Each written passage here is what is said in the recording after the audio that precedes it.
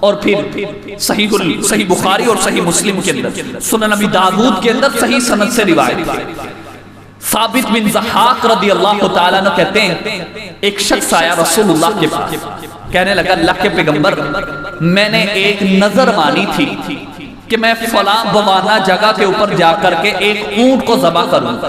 یہ حدیث ذرا سننے والی ہے تاکہ ہمیں ذہنی طور پر اطمینان ہو جائے کہ جو چیز ہم کھا رہے کہیں یہ حرام تو نہیں۔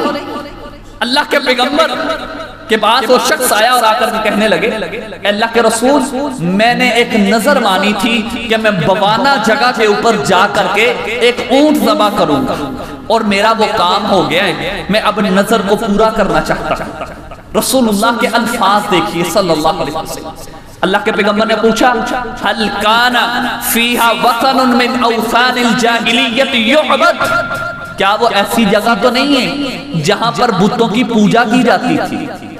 کیا وہ ایسی جگہ تو نہیں ہے جہاں پر بتوں کی پوجا کی جاتی ہے؟ اب دیکھیے اونٹ حلال ہے، اس کو ذبح کرنے والا اللہ کے پیغمبر کا صحابی ہے، اجازت اللہ کے پیغمبر کا صحابی اللہ کے پیغمبر سے لے رہا ہے۔ اور آپ کا کیا خیال ہے؟ صحابی اونٹ ذبح کرتے وقت کسی اور کا نام لے گا؟ اللہ کا نام لے گا؟ لیکن اللہ کے پیغمبر اپنی امت اور اپنے صحابہ کو سبق دے رہے ہیں ایسی جگہ جس کے اوپر غیر اللہ کے نام سے کوئی چیز ذبح کی جاتی ہے مسلمان کے لیے جائز ہی نہیں ہے کہ وہ وہاں جا کر کے کھڑا بھی ہو۔ هل كان فيها وطن من اوثان الجاہلیت يعبد، اللہ کے پیغمبر نے پوچھا کیا وہاں کوئی ایسا بت تو نہیں ہے جس کی عبادت کی جاتی ہے؟ کہنے لگے نہیں اللہ کے پیغمبر کوئی وہاں بت نہیں۔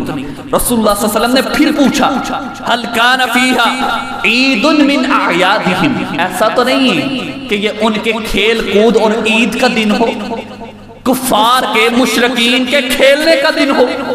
کہنے لگے نہیں اللہ کے پیغمبر ان کا یہ دن بھی نہیں۔ یہ بات رسول اللہ نے کیوں پوچھی؟ اس لیے پوچھی اور اس لیے راسخ کی اپنے صحابہ کے دلوں کے اندر کہ کوئی بھی کام وہ چاہے کتنا مرضی بڑا نیک آپ سمجھنے والے ہیں، لیکن اگر اس کی روٹس اس کی جڑیں اللہ اور اس کے رسول سے نہیں ملتی وہ کام جائز نہیں ہے۔